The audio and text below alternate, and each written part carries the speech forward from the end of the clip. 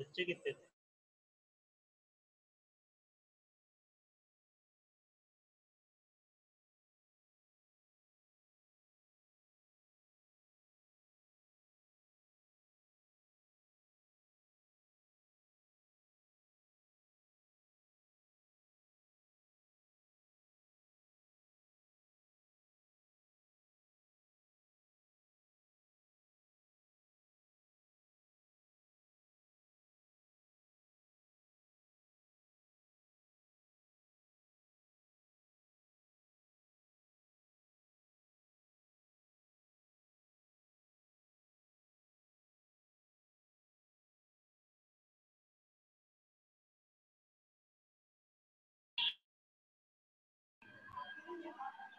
Good morning, sir. Good morning.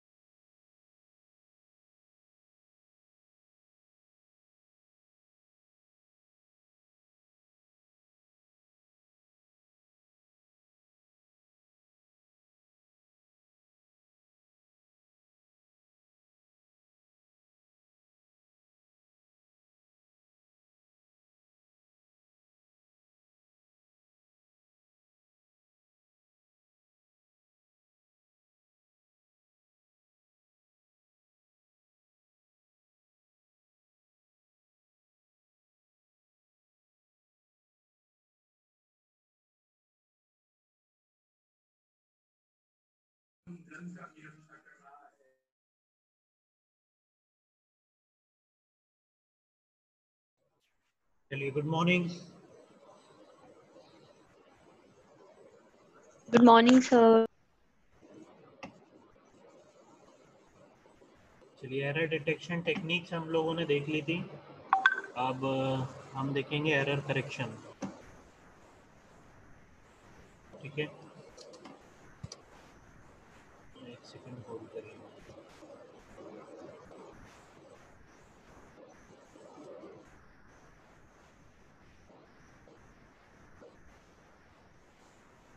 Screen share हो रही है?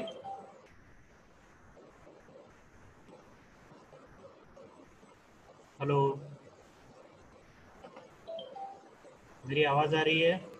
Yes, sir. Yes, sir. Screen share. ठीक है।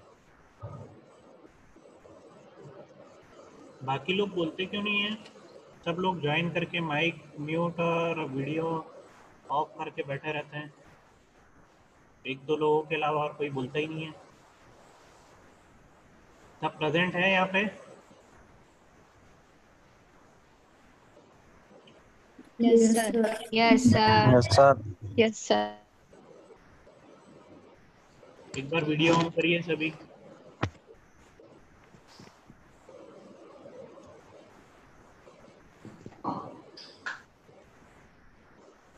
एक बार वीडियो ऑन करिए सभी।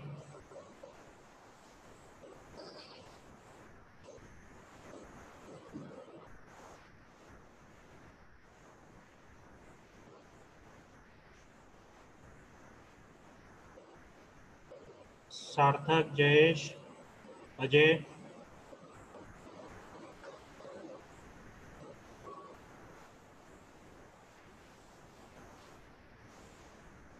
विशाखा, संजना, गणेश, वीडियो ऑन करिए।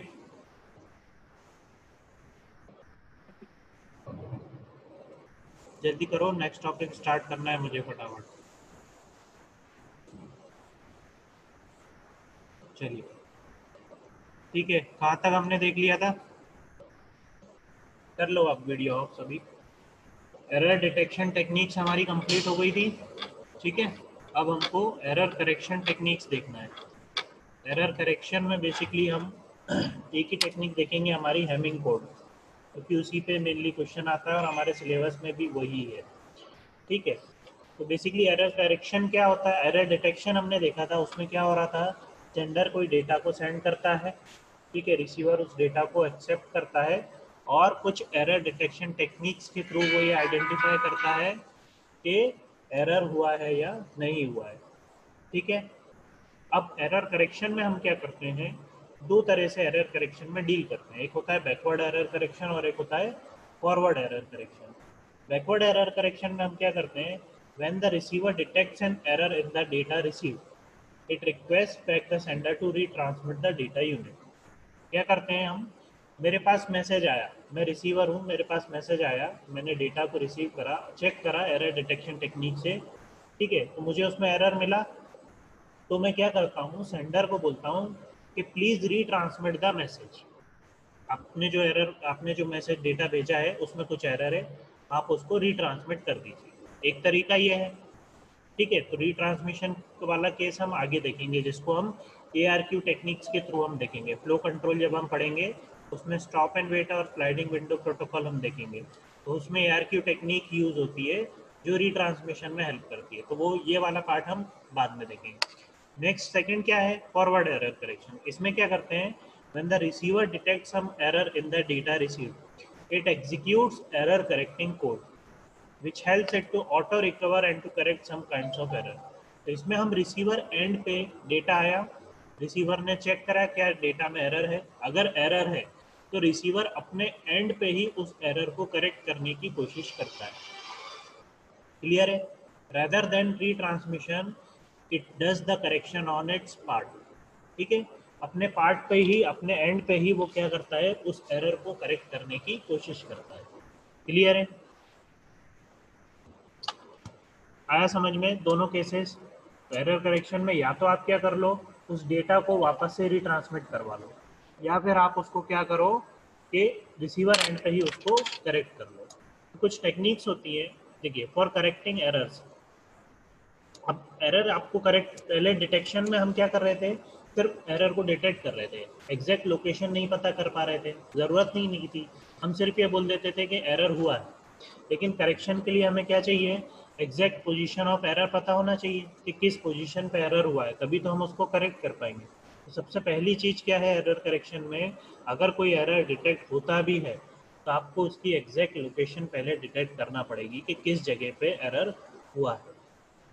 क्लियर है? जैसा आपको याद है 2 डायमेंशनल पैरिटी चेक मेथड हमने देखा था, तो रोज और कॉलम में अगर हम उसका इंटरसेक्शन निकालते थे तो अगर सिंगल बिट के केस में हमें एग्जैक्ट लोकेशन मिलती थी। याद है कि नहीं आप लोगों को? कल हमने दोबारा से डिस्कस भी किया था, Yes, sir. है ना। तो वो एक एरर Yes, sir. मेथड था, लेकिन किस केस में, जब सिंगल बिट एरर हो रहा था केवल, ठीक है। अब यहाँ पे हम देखेंगे कि एक और मेथड जो है हमारा, वो किस तरह से डील करता है। तो मैं डायरेक्ट आपको मेथड पे ही आता हूँ। Hamming code method.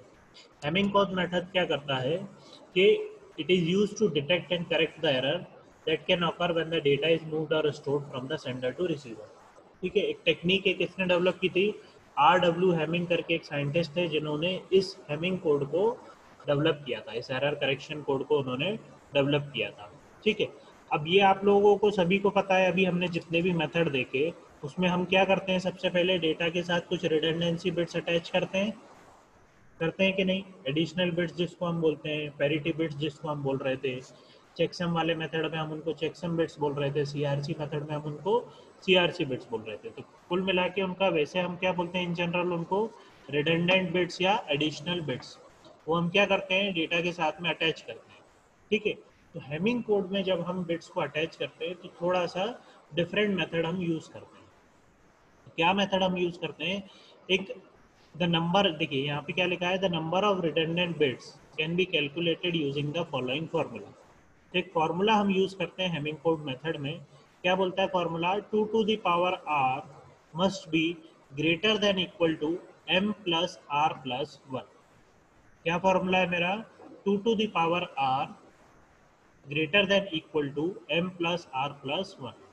आर क्या है यहाँ पे, रिडंडेंट बिट्स हैं, R R R is the redundant bit, M क्या है, डेटा बिट, जो भी नंबर ऑफ डेटा बिट्स हैं। ठीक है, जैसे एक एग्जांपल देखते हैं, suppose the number of data bit is 7। मैं एक एग्जांपल लेके आपको बताता हूँ। ठीक है, जैसे फॉर्मूला मेरा क्या है, 2 to the power r greater than equal to m plus r plus 1। ठीक है, अभी जैसे मेरे पास में अगर 10010 इस तरह का अगर डेटा था, 5 बिट का डेटा है, अगर मैं सिंपल पैरिटी बिट यूज़ कर रहा था मेथड, तो मैं क्या करता था, सिंपली यहाँ पे एक पैरिटी अटैच कर लेता था, इवन है या ऑड है उसके बेसिस पे। जैसे अगर इवन पैरिटी है तो मैं यहाँ पे 0 लगा दूंगा, ऑड पैरिटी है तो मैं यहाँ पे क्या कर दूंगा, 1 लगा दूंगा, तो टोटल नंबर ऑफ वंस 3 हो जाएंगे और ऑड पैरिटी मेंटेन हो जाएगी। ठीक है, इस तरह से हमने फिर अलग अलग मेथड में अलग अलग पैरिटी लगा के देखा था। ठीक है, तो इस केस में हम यहाँ पे हेमिंग कोड में मेथड में हम रिडंडेंस बिट्स कैसे फाइंड करते हैं, रिडंडेंट बिट्स एडिशनल बिट्स जो हमें अटैच करना है वो कैसे फाइंड कर रहे हैं, इस फॉर्मूले की हेल्प से। जैसे फॉर एग्जांपल आपके पास क्या है, 4 बिट का डेटा है। ठीक है, ये डेटा है आपका 1001। ठीक है, कितने बिट्स हैं, 4 बिट का डेटा है। ठीक है, 4 बिट का डेटा है, यानी m is equal to 4। R अभी आपको नहीं पता है। ठीक है, अब आप फॉर्मूले में अप्लाई करिए, 4 प्लस आर प्लस 1, क्या आया, 5 प्लस आर। अब मैं आर की कौन सी वैल्यू रखूं जो इस इक्वेशन को सेटिस्फाई करे। तो आप आर की वैल्यू 0 रख के देखिए। ठीक है, सबसे पहले मैंने रखी आर की वैल्यू 0, क्या हुआ, 2 to the power R, 2 to the power 0 और 5 प्लस 0, यहाँ कितना आया, 2 to the power 0 is 1 greater than equal to 5। 1 greater than equal to 5 satisfy कर रहा है क्या, आर इक्वल टू 3 सेटिस्फाई करेगा। हाँ, हम 1 बाय 1 देखते हैं। तो आप देखेंगे कि 0 सेटिस्फाई नहीं करेगा, फिर 2 टू द पावर आप 1 डालोगे तो ग्रेटर देन 5 प्लस 1 कितना आएगा, 6। 2 is greater than equal to 6 होता है क्या, नहीं होता है, तो ये भी सेटिस्फाई नहीं करा, ये भी सेटिस्फाई नहीं करा। फिर आप देखेंगे, यहाँ पे मैं कर देता हूँ, 2 टू द पावर 2, आर की वैल्यू मैंने क्या ली, 2, तो क्या आया, 5 प्लस 2, यहाँ आया 7 और यहाँ आएगा आपका 4, ये भी सेटिस्फाई नहीं कर रहा है। अब हम क्या करते हैं, आर इक्वल टू मैं 3 लेता हूँ। ठीक है, जैसे ही मैं आर इक्वल टू 3 लेता हूँ, ये आया 2 to the power 3 and 5 plus 3। ठीक है, यहाँ क्या आया, 2 की power 3 8 and right hand side में भी मेरा 8 आ गया। तो यहाँ पे मैं देख रहा हूँ कि आर इक्वल टू जो 3 है, 8 इज इक्वल टू 8, ये वाली जो वैल्यू है ये सेटिस्फाई कर रहा है कि नहीं। Yes sir. तो मैं क्या बोलूँगा, अब मैं इसको पूरा क्लियर कर देता हूँ एक बार। ठीक है, मेरी इक्वेशन थी 2 to the power R greater than equal to m plus R plus 1। ठीक है, मेरा डेटा क्या था 1001 4 बिट्स का। तो हमने देखा 4 बिट्स का जब डेटा था उसमें मुझे एडिशनल बिट्स कितनी अटैच करना पड़ेगी, r इक्वल टू 3। जो भी आपकी r की वैल्यू आती है उस पर्टिकुलर डेटा के लिए आपको r इक्वल टू 3 बिट्स के डेटा 3 बिट डेटा आपको उसमें अटैच करना है। 3 additional bits are required to be attach with the data. ये हेमिंग कोड का मेथड बोलता है। आया समझ में आप लोगों को? मैं एक और एग्जांपल लेके समझाता हूँ।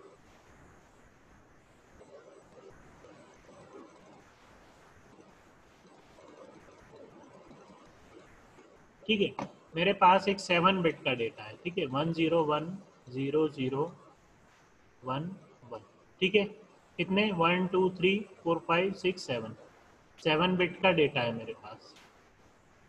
ठीक है, यानी m is equal to 7। Equation क्या बनी, 2 to the power r greater than equal to 7 plus r plus 1 2 to the power r greater than equal to 8 plus r। ठीक है, ये इक्वेशन मेरी बन रही है। अब अगेन मैं क्या करूंगा, r की वैल्यू 0 से स्टार्ट करूंगा, पुट करता रहूंगा। 0 से मैंने देखा सेटिस्फाई जब पहले ही नहीं हो रही थी 4 बिट के लिए, तो ऑब्वियसली इसके लिए नहीं होगी। तो मैं r इक्वल टू 3 से स्टार्ट करता हूँ। तो r इक्वल टू 3 क्या होगा, 2 to the power 3 8 and 8 plus 3 11। तो क्या ये सेटिस्फाई कर रहा है, 8 is greater than equal to 11? नहीं कर रहा है। No, sir. फिर मैंने पुट करा r equal to 4, 2 to the power 4 greater than equal to 8 plus 4। 2 to the power 4 क्या होगा 16, और यहाँ क्या आया 12। ये सेटिस्फाई कर रहा है क्या, 16 Yes, is sir. Greater than 12? तो yes, r equal to 4 satisfy कर रहा है। तो मेरा आंसर क्या होगा, r इक्वल टू 4 और m इज इक्वल सही है टू सर। 7। क्लियर है? Yes, sir. इतना समझ में आया कि मुझे अगर डेटा 7 बिट का गिवन है तो मुझे उसके साथ में 4 एडिशनल बिट्स अटैच करना है। क्लियर है? सभी को क्लियर है ये चीज़? कि सबसे पहली चीज़ जो हम करते हैं, ये हमने अभी तक देखते हुआ है पिछले चारों मेथड में, हम सबसे पहले सेंडर क्या करता है, डेटा के साथ में एडिशनल बिट्स अटैच करता है। हमने अलग अलग मेथड देखे एडिशनल बिट्स अटैच करने के। हेमिंग कोड का मेथड क्या बोलता है, आप इस फॉर्मूले का यूज़ करिए। हेमिंग कोड एक एरर करेक्टिंग कोड है, तो वो अपने तरीके से डेटा में एडिशनल बिट्स अटैच कर रहा है। कैसे अटैच कर रहा है, ये फॉर्मूले के बेसिस पे। फॉर्मूला क्या है, 2 to the power r greater than equal to m plus r plus 1। m क्या है, डेटा बिट्स।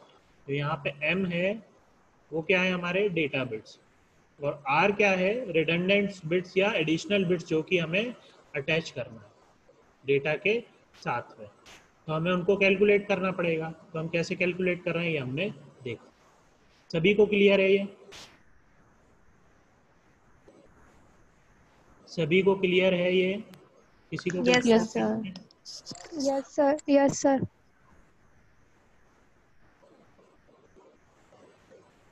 सभी से रिस्पांस चाहिए मुझे। सभी को क्लियर है? Yeah, yes, sir. Yes, Yes, sir. sir. ठीक है, Yes, sir. Next Yes, step sir. Yes. के लिए आगे बढ़ें, क्योंकि ये मेथड थोड़ा सा कॉम्प्लेक्स है, इसलिए हम स्टेप बाय स्टेप इसको देख रहे हैं। मैं एक साथ पूरा मेथड नहीं बता रहा हूँ, मैं स्टेप बाय स्टेप बढ़ रहा हूँ। अभी सिर्फ हमने रिडंडेंट बिट्स अटैच करना देखा है। ठीक है, ये समझ में आया? ठीक है, अब मैं इसको क्लोज कर देता हूँ। ठीक है, वापस से हम हमारे मेथड पे आते हैं। ठीक है, तो अब हमने क्या किया, पीपीटी शेयर हो गया ना? ठीक है, ये एल्गोरिथम मैं आप लोगों को एक्सप्लेन कर रहा हूँ एग्जांपल के थ्रू। जब मैं पीपीटी आपके साथ शेयर कर दूंगा तो आप इसको रीड आउट कर लेना।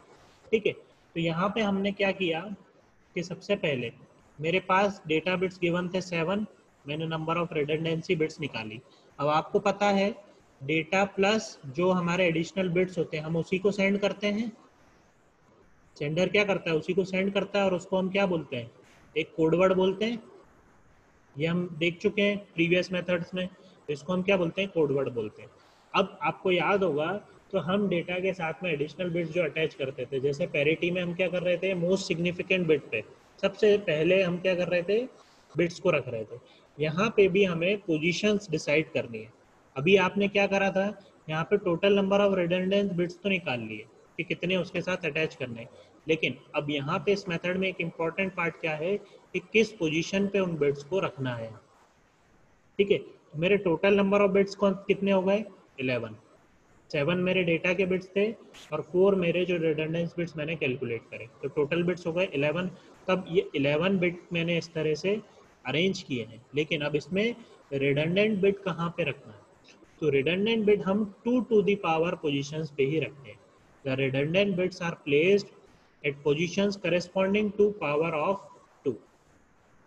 तो पावर ऑफ 2 मतलब 2 to the power 0, 2 to the power 1, 2 to the power 2, 2 to the power 3 and so on. ठीक है, तो 2 टू द पावर 0 मतलब फर्स्ट बिट यानी फर्स्ट पोजीशन, यहाँ पे मार्क्ड है पोजीशंस 1 2 3 4। 2 टू द पावर 1 मतलब second position, 2 to the power 2 fourth position and 2 to the power 3 eighth position. तो यहाँ आपको दिख रहा है कि D1, D2, D4 and D8 ये सब क्या है, रिडंडेंट बिट्स है। यहाँ दिख रहा है आपको रेड से मार्क्ड है डायग्राम में, तो ये क्या बता रहा है, ये सारी रिडंडेंट बिट्स है। ठीक है, अगर मैं आगे मान लीजिए मेरा 16 बिट का अगर मेरा कोड वर्ड बनता, तो D12, फिर D13, D14,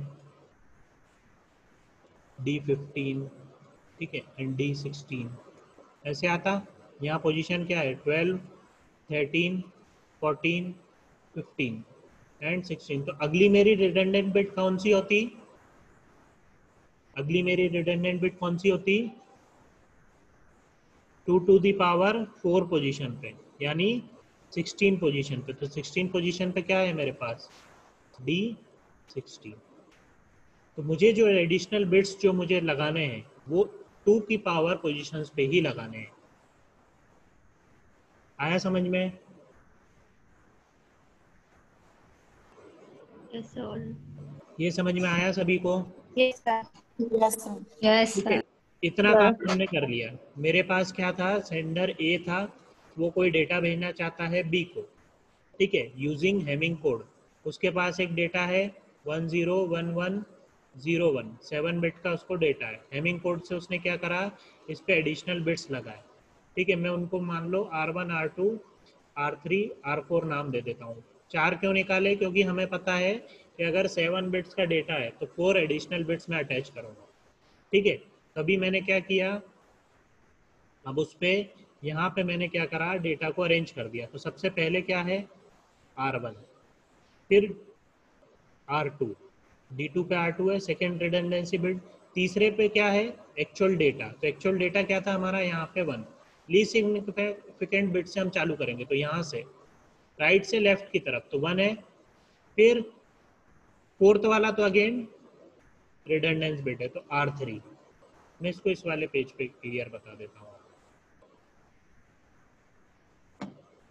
ठीक है, तो मेरे पास एक डेटा है 10111011, इस तरह से कितने बिट्स हैं, 7 बिट्स का डेटा है। तो इस पर एडिशनल बिट्स कितने हो गए, R = 4 यानी R1, R2, R3, R4।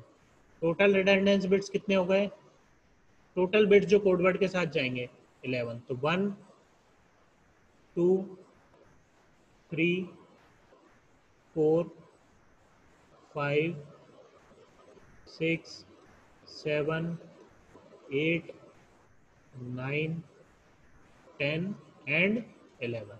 ठीक है, मुझे पता है कि 2 की पावर जो भी पोजीशंस हैं उन्हीं पे मुझे रिडंडेंट बिट्स को रखना है, और बाकी सारी जो पोजीशंस हैं उन पे कौन आ जाएगा, sorry, 2 to the power 2 4, 2 to the power 3 8, 2 to the power 4 16 तो है ही नहीं, तो इसको लिखने की ज़रूरत ही नहीं।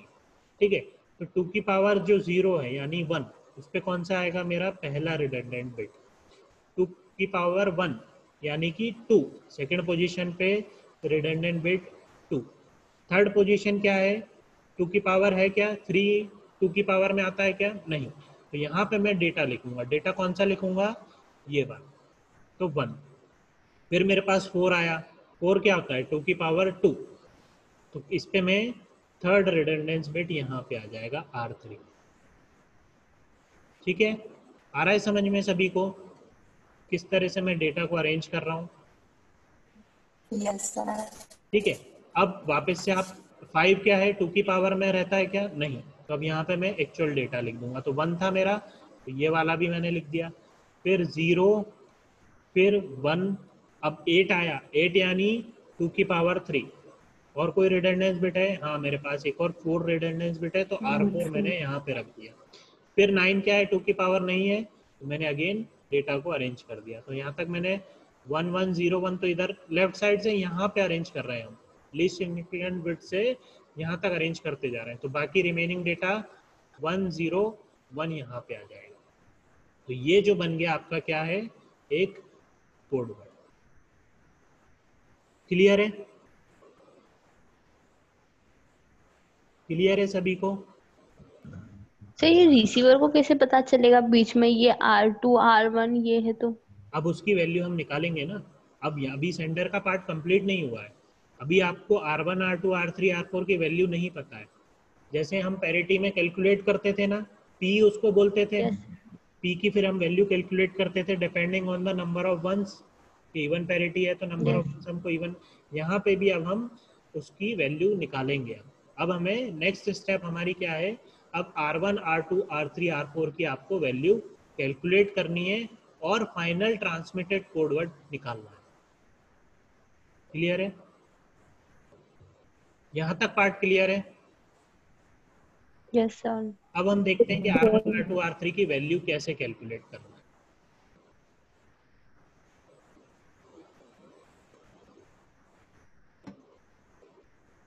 ठीक है, नेक्स्ट स्टेप। अब नेक्स्ट आता है डिटरमाइनिंग द पैरिटी बिट्स कि हमें क्या करना है। ये देखिए, इस तरह से हमने अरेंज कर लिया R1 R2 R4 और R8। इन्होंने नाम R4 पोजीशन के हिसाब से दे दिया। R1 R2 4th पोजीशन पे R4 और 8th पोजीशन पे R8। आप लोग R1 R2 R3 R4 भी लिख सकते हैं। ठीक है, अब R1 बिट कैसे कैलकुलेट करना है? सबसे पहली जो पोजीशन की बिट है उसको कैसे कैलकुलेट करना है, ध्यान से देखना। R1 bit is calculated using parity check at all the bit positions whose binary representation includes a 1 in the least significant position। क्या बोल रहा है? R1 bit is calculated। R1 bit को आपको कैसे कैलकुलेट करना है कि आपको पैरिटी चेक परफॉर्म करना है। कहाँ पे? At all the bit positions. यहाँ पे जो बिट पोजीशंस दी हुई हैं उन बिट पोजीशंस पे। लेकिन कौन कौन सी बिट पोजीशंस देखना है आपको? whose binary representation includes a 1 in the least significant position। जिनके लीस्ट सिग्निफिकेंट पोजीशन पे 1 आता है। अब किन किन के पोजीशन पे 1 आता है? 1 3 5 7 9 11। वो कैसे? देखिए, आप इसको क्या करिए, ये अभी डेसिमल फॉर्म में है, इसको आप बाइनरी फॉर्म में लिखिए। तो 1 को आप कैसे लिखते हो? 0 0 1 ऐसे ही लिखते हो। ये 1 के लिए होता है। 3 2 आप कैसे लिखते हो? 0 1 0 ऐसे ही लिखते हैं ना, Yes, sir. है ना? तो यहाँ पे अगर मैं लीस्ट सिग्निफिकेंट बिट पे देखूं, लीस्ट सिग्निफिकेंट बिट मतलब राइट मोस्ट जो बिट होती है उसको हम बोलते हैं लीस्ट सिग्निफिकेंट बिट। आपने MSB LSB पढ़ा होगा, मोस्ट सिग्निफिकेंट बिट होती है और least significant bit. Yes sir. तो यहाँ पे लीस्ट सिग्निफिकेंट बिट कितनी है? 0। और हमारी कंडीशन क्या बोलती है? whose binary representation includes a 1 in the least significant position। तो 2 में तो नहीं है, तो इसलिए यहाँ पे 1 के बाद 3 लिखा है। अब आप 3 की वैल्यू लिखिए। 3 कितना होता है? सर 1 1 1। 3 कितना होता है? 1 1 1 नहीं होता है, 0 1 1 1 0 1 1 होता है। डेसिमल टू बाइनरी कन्वर्शन आपने देखा है ना? एक बार बताऊं क्या मैं? Yes, sir.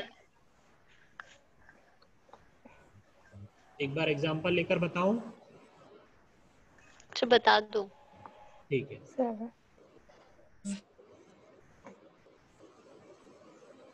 देखो आपको क्या दी हुई है, बिट पोजीशंस दी हुई हैं, ठीक है। यहाँ पे 1 है, यहाँ पे 2 है, यहाँ पे 3 एंड सो ऑन 11 तक, ठीक है। आप बाइनरी से डेसिमल, ये डेसिमल में लिखी हुई है, तो आप क्या करते हो, इनिशियली आप क्या लेते हो 3। अब देखो 1 2 3, इन सब के लिए तो आपको क्या होता है, 2 बिट में ही आपका काम हो जाता है। आप 0 1 से 1 लिख सकते हो, ठीक है। 1 0 से आप क्या दिखा सकते हो, 2। 1 1 से आप 3 दिखा सकते हो, ठीक है। लेकिन जैसे ही मैं बोलता हूँ 4, तब आपको 3 बिट की रिक्वायरमेंट होती है। ऐसे जैसे जैसे डेसिमल नंबर इंक्रीज होता है, आपके number of bits required to represent that decimal number in binary form increases, ठीक है। तो 0 से लेकर 3 के लिए आपको 2 बिट में काम हो जाता है, फिर 4 से और आगे बिट के लिए आपको 3 बिट लगती हैं, ठीक है। तो वो कैसे लगती हैं वो भी मैं आपको बाद में बताऊंगा, बट वो सिलेबस का पार्ट नहीं है, इसलिए उस पर आप सिर्फ इतना देख लो कि 8 बिट के लिए आपको, 8 डेसिमल तक के लिए आपको 3 बिट की रिक्वायर्ड लगती है, 16 डेसिमल तक के लिए आपको 4 बिट की रिक्वायर्ड लगती है। अब हम कैलकुलेट कैसे करते हैं, यहाँ पे मैंने लिखा है 1, मैं इसका बाइनरी रिप्रेजेंटेशन क्या बोल रहा हूँ, 0 1।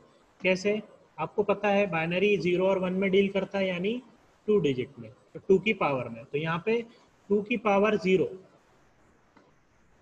एक बिट, ठीक है, प्लस 0 पोजीशन पे क्या है, 1 है, 2 की पावर 0 पे क्या है, 1, प्लस इधर क्या है, 0 है, तो यहाँ पे 0 आएगा, ठीक है। तो 1 + 0 इज 1, क्लियर है। अब जैसे मान लीजिए 2 के लिए मैं लिखता हूँ 1 0, तो 2 की पावर 0 पे अभी क्या है, कुछ भी नहीं है। 2 की पावर 1 पे क्या है, एक वैल्यू है, यहाँ पे एक बिट है। तो 2 की पावर 1 मतलब क्या होता है, यहाँ पे 2 होता है, तो उस बिट के, यहाँ पे मैं केवल बिट पोजीशन लिख रहा हूँ कि यहाँ पे कोई बिट है क्या, यहाँ पे कोई बिट नहीं है, 0 है, कोई भी बिट नहीं है। और यहाँ पे एक सेकंड पोजीशन पे क्या है, एक बिट है। तो जब मैं उसको कन्वर्ट करूंगा तो 2 की पावर 1 पे यानी वैल्यू है, तो मैं इसको लिखता हूँ 2, और 2 की पावर 0 पे कोई वैल्यू नहीं है, तो 0, तो इसलिए मैं क्या लिखता हूँ, 2 + 0। अब अगर मैं यहाँ पे 1 1 लिखता हूँ, तो यहाँ पे 2 की पावर 0 पे भी एक वैल्यू है, 2 की पावर 1 पे भी एक वैल्यू है। तो 2 की पावर 0 क्या होगा, 1, 2 की पावर 1 क्या होगा, 2, तो 1 + 2 क्या होगा, 3, तो इसलिए इसका रिप्रेजेंटेशन क्या होता है, 3। आ रहा है समझ में, मैं प्रॉपर स्टेप्स लिखकर आपने जो करा होगा वैसे एक्सप्लेन नहीं कर रहा हूँ, मैं डायरेक्ट शॉर्टकट से एक्सप्लेन कर रहा हूँ, बट आप लोगों को आइडिया लग गया है कैसे करना है।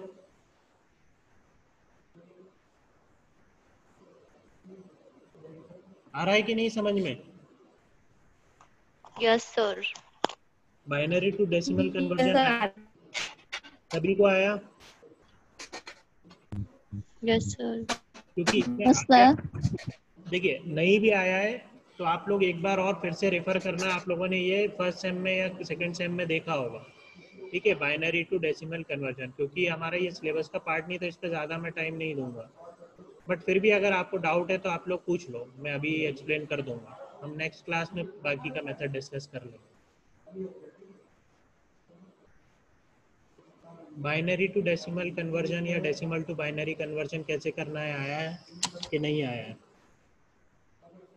यस सर आता है, वो हमने सीएसओ में पढ़ा था। आपको अगर इस तरह 0 1 1 दिया है तो आप क्या करते हो, ये जो पोजीशन है ये क्या है, 2 to the power 0 plus yes ये सर। क्या है, आप क्या करते हो, 2 की पावर फर्स्ट पोजीशन 1। पे एक 1 है, तो 1 × 2 टू दी पावर 0। अब मैं एक्चुअल आपका जो मेथड होता है वैसे बताता हूँ, 1 × 2 टू दी पावर 0 प्लस 1 yes × 2 to the power 1 plus 1 third position पे कुछ है क्या, 0 है, तो 0 × 0 2 टू दी पावर 2 प्लस, 3 2। ठीक है, और लास्ट 0 से स्टार्ट करते ना हम, याद है, तो 2 to the Yes, power sir. 0 ये है, 2 टू दी पावर 1 ये है, 2 टू दी पावर 2 ये है और 2 टू दी पावर 3 है। तो 1 इंटू 2 टू दी पावर 3। अब आप इनको सॉल्व करो तो 2 की पावर 0 तो 1 है, 2 की पावर 1 2 है और इंटू 1 में 2 हो जाएगा। यहाँ पे तो 0 से मल्टीप्लाई था तो 0 रहेगा और यहाँ क्या है 2 की पावर 3 यानी 8। ये कितना है 1 प्लस 2 इज 3, 3 प्लस 8 इज 11। तो ये किसको रिप्रेजेंट कर रहा है 11 को। तो डेसिमल नंबर 11 का बाइनरी रिप्रेजेंटेशन क्या है 1011। इसी तरह हमने जो प्रीवियस थे उनका रिप्रेजेंटेशन निकाला था। क्लियर है? जैसे अभी मैं सिंपल Yes, लिखता sir. हूँ, 1 क्या है 1 इंटू 2 की पावर 0 प्लस 1 इंटू 2 की पावर 1। तो 2 की पावर 0 तो 1 ही होता है, तो ये 1, 2 की पावर 1 होता है 2, तो 1 प्लस 2 क्या है 3। इसलिए मैं बोल रहा हूँ कि 3 जो डेसिमल नंबर है उसका बाइनरी रिप्रेजेंटेशन क्या होगा 1 1। अब आप चाहो यहाँ पे तो 0 लगा सकते हो मल्टीपल, लेकिन हमें इधर वाले 0 से मतलब नहीं है। इसलिए मैं बोलता हूँ कि डेसिमल नंबर 3 को रिप्रेजेंट करने के लिए आप 2 बिट्स में ही काम हो जाता है। ठीक है, बट हमारे क्वेश्चन के हिसाब से हम चल रहे थे। अब देखिए वापस से अब हमारे ट्रैक पे आते हैं। मुझे क्या करना है, यहाँ पे 1 है फर्स्ट पोजीशन पे, R1 दिया है, ठीक है, यहाँ 2 दिया है, यहाँ 3 दिया है, यहाँ 4 दिया है एंड सो ऑन। ये 11 पोजीशन है। तो R1 की वैल्यू कैलकुलेट करने के लिए वो लोग क्या बोल रहे हैं, आप R1 के लिए हमें यहाँ पे भी पैरिटी ही चेक करना है। जैसे कि हम जो सिंगल पैरिटी मेथड में चेक कर रहे थे ना कि 1010 में कितने नंबर ऑफ वंस हैं 2 वंस है, तो यहाँ पे तो हम सारे नंबर ऑफ वंस कैलकुलेट कर रहे थे। यहाँ पे आपको पर्टिकुलर पोजीशंस की वैल्यू भी कंसिडर करना पड़ेगी। और वो पर्टिकुलर पोजीशंस कौन सी हैं, हम बोलते हैं कि R1 की वैल्यू आप वहीं से कैलकुलेट करिए जिनके लीस्ट सिग्निफिकेंट बिट पे 1 है। तो 1 3 5 7 एंड 11 इन पोजीशंस पे ही आपके 1 आता है। ठीक है, अभी अब जैसे देखेंगे यहाँ पे मैं वापस से अपने पीपीटी पे आता हूँ।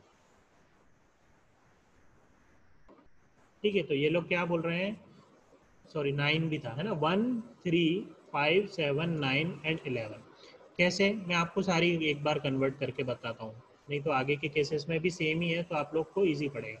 तो 1 आपने निकाला तो 1 क्या होता है 0 0 1, 3 क्या होता है 0 1 1, 5 क्या होता है 5 कितना होगा 101 होगा, क्योंकि यहाँ पे देखिए ये 2 की पावर 2 है और ये 2 की पावर 0, ये 1 है, 1 प्लस 2 की पावर 2 4 5 होगा, तो 5 का रिप्रेजेंटेशन ये होगा। फिर 7 का क्या होगा 1 1 1, यहाँ पे 4 होगा, 4 प्लस 2 6 होगा, 6 प्लस 1 7। 9 का क्या होगा, अब 9 के लिए मुझे 4 बिट्स लगेंगे, 9 मतलब 8 प्लस 1 कर दूं मैं, तो यहाँ पे थर्ड पोजीशन पे 0 0 और 1, ये होगा 9, होगा कि नहीं,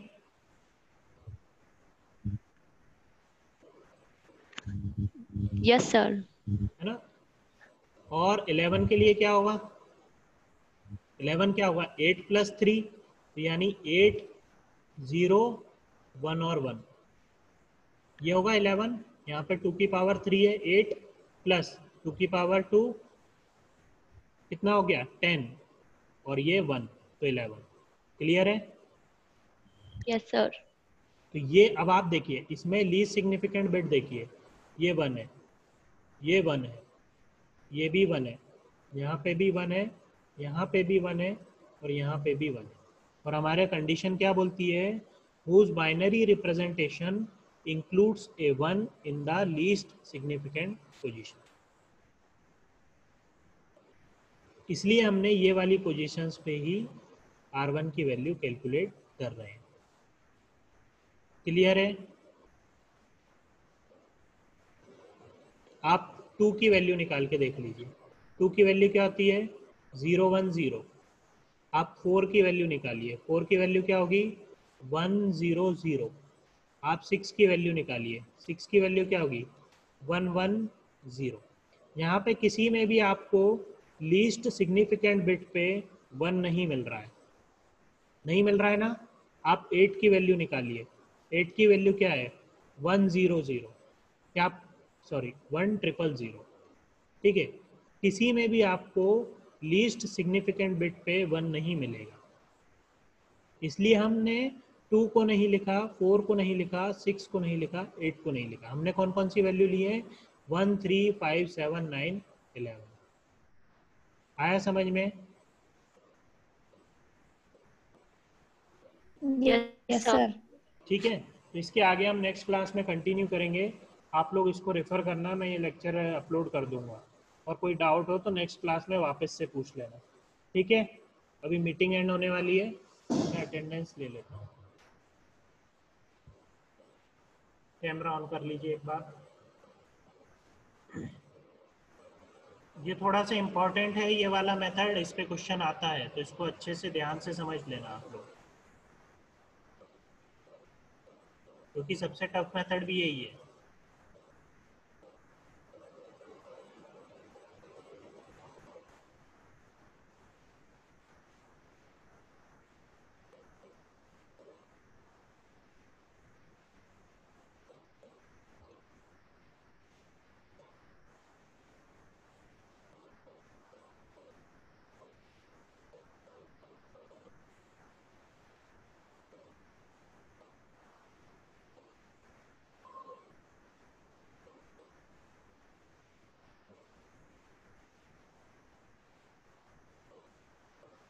ठीक है, आधे लोग तो रिस्पॉन्स करते ही नहीं है, जिनको पढ़ना है वही रिस्पॉन्स करते हैं, बाकी ज्वाइन करके म्यूट करके बंद कर लेते हैं। ऐसा ही है ना?